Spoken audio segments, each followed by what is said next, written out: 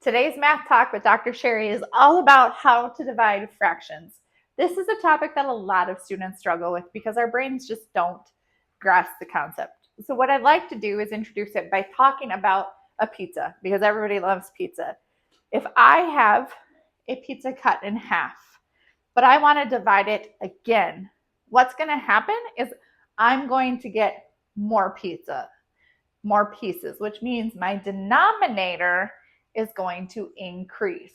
So if I divide half of my pizza by a half, I split half of it with somebody else, I now have a fourth of a pizza. That's exactly how dividing a fraction works.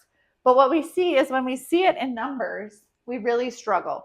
So I would like to introduce you today to my favorite way to teach students how to divide fractions, and that is through the use of KCF.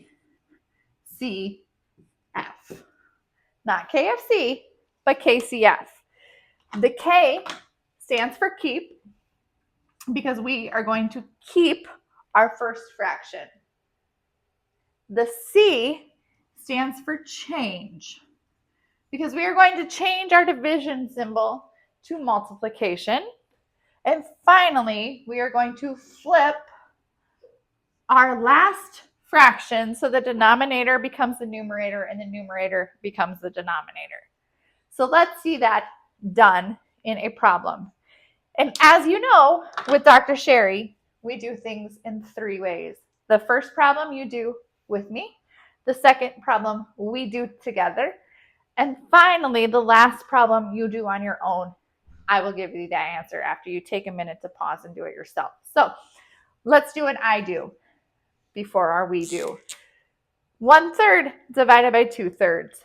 KCF tells me to keep my first fraction, change my division symbol, and what am I going to change it to?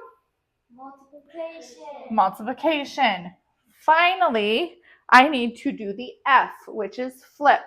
My denominator becomes my numerator. My numerator becomes my denominator. So 2/3 becomes 3/2. Now, one thing that's not included in KCF, because that's for division, is the simplifying of the diagonals. And this is a really important part for students to remember because it makes the multiplication that much easier. We can work with smaller numbers instead of those larger ones. So I look at my diagonals. The first one I see is 1/2. Well, 1 and 2 are both prime numbers, so there's no way that I can simplify that. 3 and 3. Well, we know that 3/3 is the same thing as saying 1. So we can simplify 3 and 3 to 1, and now I'm left with 1/1 times 1/2. Just like we do in multiplication, 1 times 1 is 1, 1 times 2 is 2, and we are done. Second problem is 3/18 divided by 6/9. KCF. This is a we do, so I will rely upon my helpers to help me. What does KCF tell me to do with 3/18? Keep it. It's going to stay just the same way it is, 3/18. How about my division symbol? What am I going to do with that? Change it. I'm going to change it. And what am I going to change it to? A multiplication statement. Very good. Finally, my F tells me to flip. So what does that look like? 9 goes up top and 6 goes down. 9 goes to the top, 6 goes to the bottom. I have 9/6. Now I'm multiplying fractions. And what do we do always when we multiply fractions? We reduce. We check our diagonal. First off, we have 3 and 6. What number goes into both 3 and 6? 3. What is 3 divided by 3? 1. What is 6 divided by 3? 2. So now I have 1/2.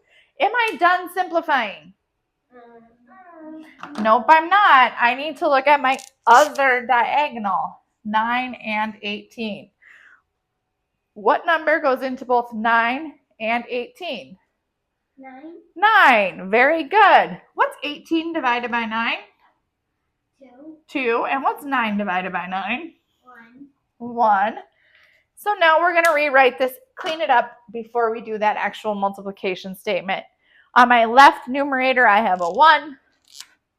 On my left denominator, I have a 2. On my right numerator, I have a 1.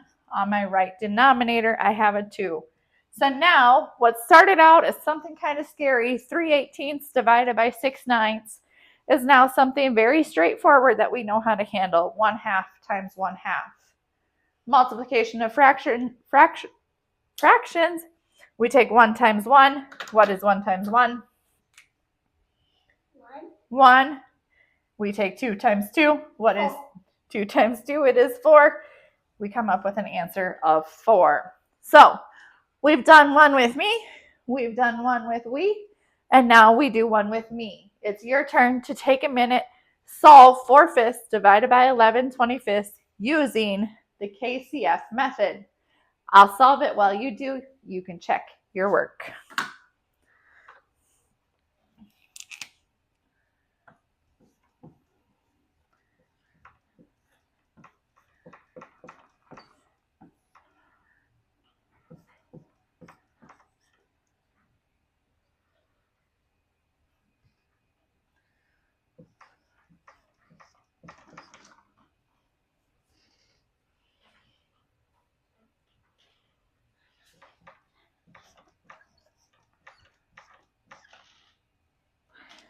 All right, so this one wasn't quite as straightforward. You take and you keep your first fraction, so that is 4/5. You change your division to a multiplication and you flip, take your reciprocal, so it's 25 over 11. Checking your diagonals, 4 and 11 do not simplify. 5 and 25, you can simplify by 5. 5 divided by 5 is 1. 25 divided by 5 is 5. And then we multiply. 4 times 20, or 5 is 20. 1 times 11 is 11. 20 over 11 is what we call an improper fraction. Check the other video if you don't remember. Changing it into a mixed number, we get 1 and 9/11. So that, my friends, is how to divide fractions. Thanks for coming along, and we'll see you on the next video.